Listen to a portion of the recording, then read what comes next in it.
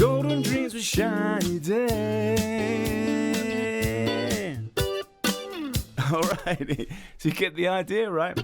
If you've clicked on this, I'm assuming you want to play the guitar parts for Earth, Wind and Fire September. Now, there's not a lot of guitar parts. It's quite straightforward. So I'll take you through it. Now, I play this currently in a musical duo, and we have backing tracks. But it's great fun. It's super, super good fun. We go out gigging a couple of times a week. And the backing tracks are awesome. They're actually from a place called Karaoke Version. You ever heard of that? You can get all the backing tracks you need there. Take the guitar parts out, jam away. It's so simple. And the tunes are like a couple of quid, couple of bucks each or so. Maybe $3. Anyway, I like this tune a lot. So I play the guitar parts on this and I sing the BVs on it. Now, the actual original song doesn't have a lot of guitar parts on it, and actually the main riff, this one, you know, you can play that. I think it's actually going through the whole song. You can play that through the whole song, and it works over all the chords, all these chords, and the chorus, and that riff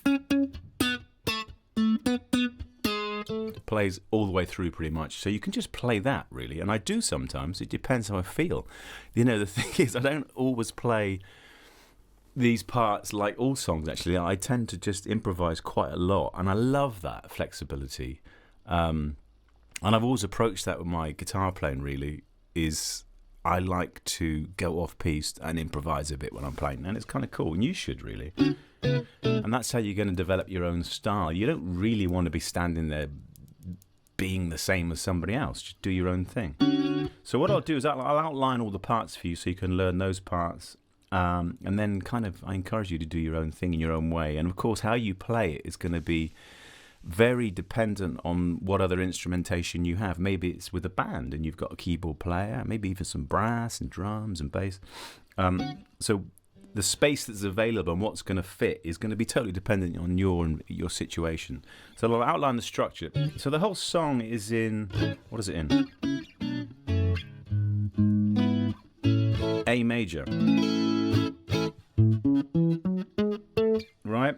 But it's starting on the fifth chord, the fourth chord, sorry, which is a D major 7. So that's how you play D major 7. You can bar this right the way across the 5th fret here, and you can put this third finger down on the D string on the 7th, and this second finger on the 6th. This pinky up here on the 7th. And the beauty of your bar chords, you can move them about, right? Anyway, that's a D major 7. Then it drops a fret to a C sharp minor 7.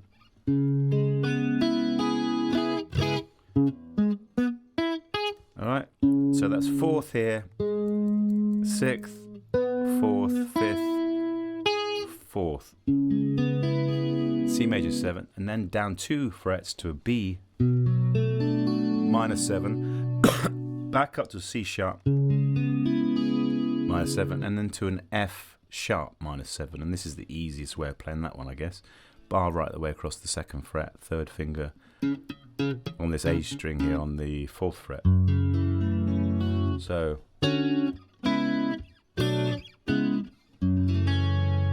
alright, those are the chords.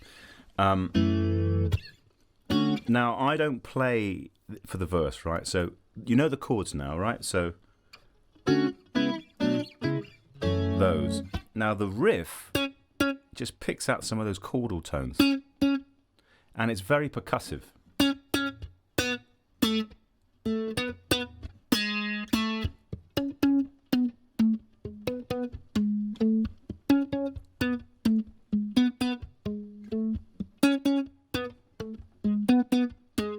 Or on one string.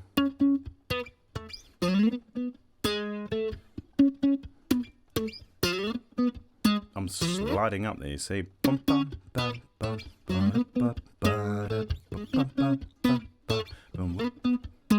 If you want to play it there, it's the 11, 9, 7,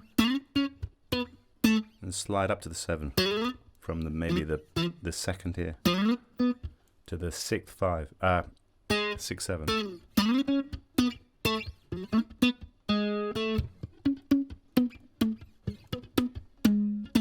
All right, and I'm muting 2 ways here. I'm muting with my right hand near the bridge here. This is like palm muting here, and I'm only pressing my fingers. Left hand muting is just pressing your fingers down lightly when you actually strike the string and you let it off, so you get that kind of that percussive sound, you know, staccato. All right. So I've got some drums here. I'll play along with it. That's probably a nice way of doing this. It's about 126 BPM.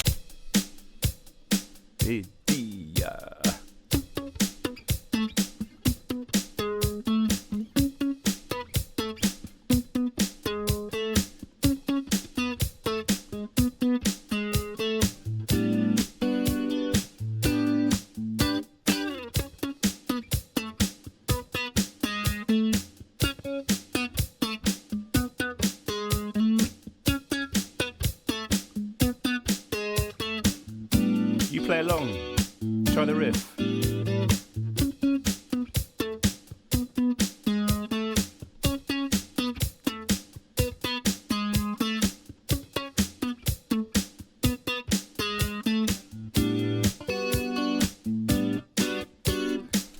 Okay, so what I'm doing is, like I said, a staccato effect. Now, I don't use picks very often, but if I was going to use a pick, it's the same, right?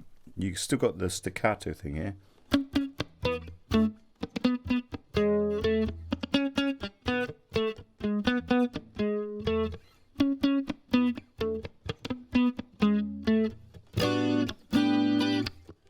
I'll show you those chords now. So that's the riff done, and like I said, play it all the way through. Fill your boots, it's good fun. All right, what I tend to do is play 3 notes. So I play the bass from this D major 7, and I play the 7th, because that's the start of the riff.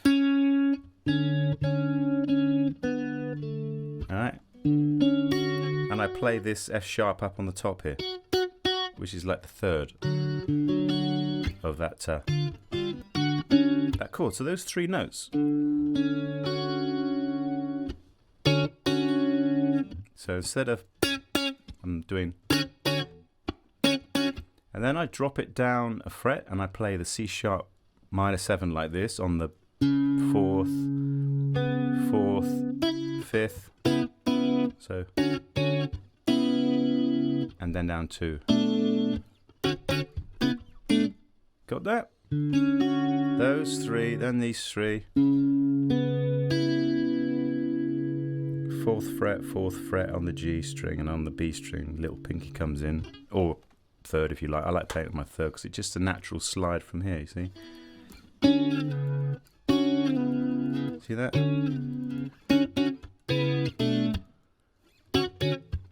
And again, I'm palm muting here, and I'm only pressing my fingers on the frets when I want to ring the note out. Right? And I slide in sometimes back up to the C sharp.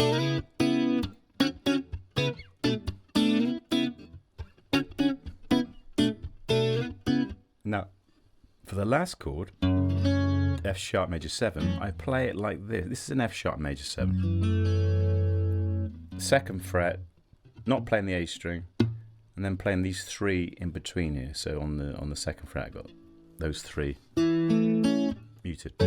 So I end up doing this.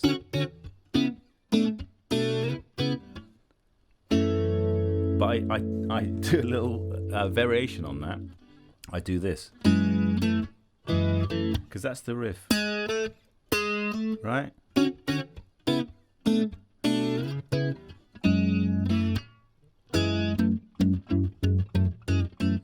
So that's 2nd fret, 2nd fret. 1st finger here on the 1st fret, playing a G sharp. And then I bring on that pinky to play the A.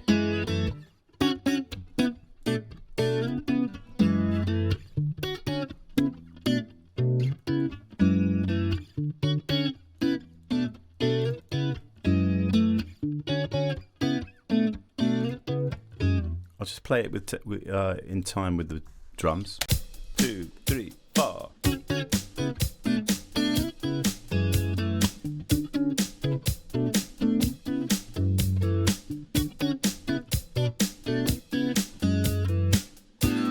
Now, so you got that bit. Now, you play that twice through, but on the third time through, there's a slight alteration, and not a lot of people pick this up. And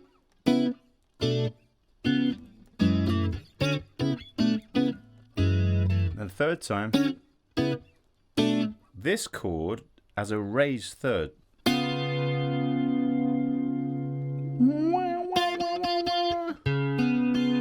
So it's a seventh, dominant seventh. So it's beautiful, which resolves down to the F sharp.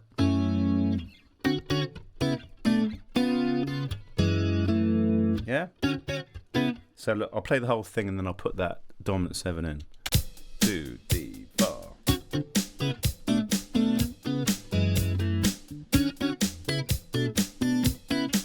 Last time.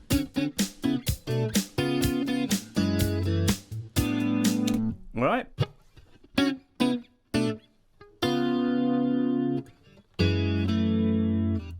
That's the verse. All right. That's how I play it. Entirely up to you, but I would recommend you trying to pick out those chordal tones. Or just play them. If you're singing along and you're playing acoustic, obviously play the big chords.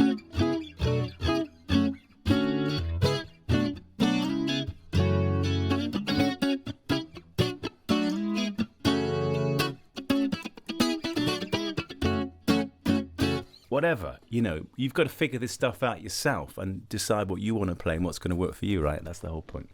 Oh, by the way, I thought about, I might call you guys, I kind of rebranded this channel recently, and I'm sort of consolidating everything I do into this channel, and I decided to call it Audio School. Audio's School. Audio, I'm audio. So I might call you guys Audio Schoolers, if that's all right with you.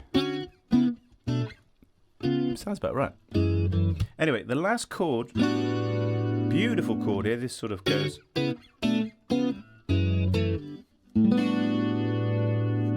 Now, most people I see playing this don't play a G major 7. That's a G major 7. I see them playing a G. Which is fine. I play G, but I can hear a 7th in there on the record. So I play 7th.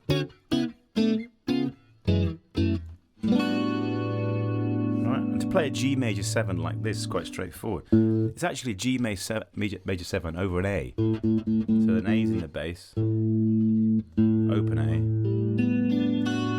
then 5th, 4th, 3rd, 1st, with an A in the bass. Beautiful. But you don't have to play that. You could just play like the bar chord G and play the with the A like that. It's okay to miss the 7th out. If you want to get a nice bit of, I think it sounds nice. See what's going on in your band. Maybe the keyboard player is playing the 7th or not. Then sometimes I'll do this kind of.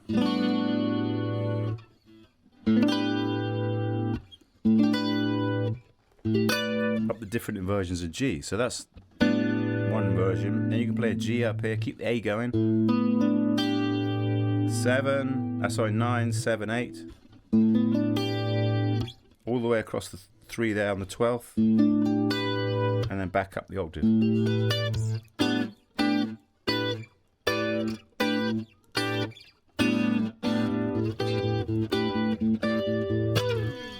Lovely, right? And that comes up after the chorus parts as well. It's like the transitional sort of chord into each part. Brilliant. All right, so let's move on. Let's move to the chorus. Now the chorus module goes up to a B minor 7, and I play it like this way again. So up here on the 7th, and those 3. And I play an E7. I like it that way. Then I play a C sharp minor 7 up here, and then an F sharp minor 7 up here.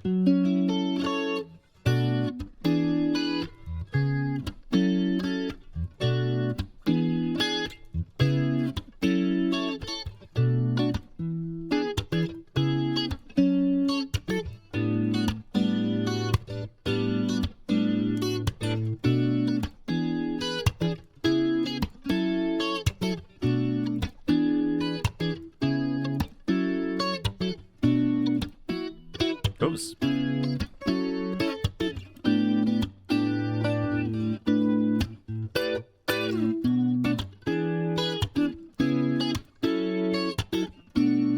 You know, and what I'm doing there is, this isn't on the record, this is what I do. I'm slapping.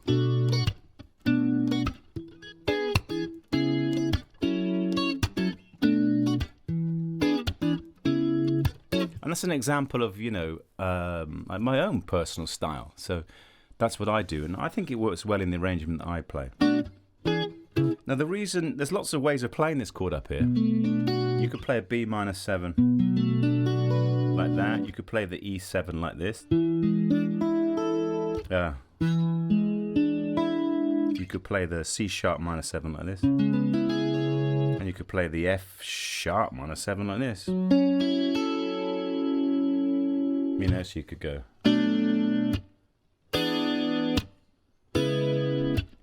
Another way, see, B minor 7. You know this chord from before, it's in the verse. Here's an E7. What's the next one? C sharp minor 7. And here's an F sharp minor 7 this way.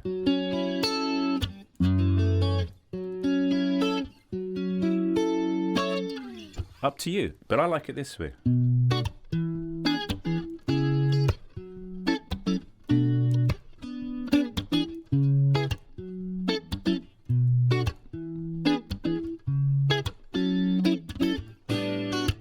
that G major 7 over A at the end of it. Let's play along with some drums.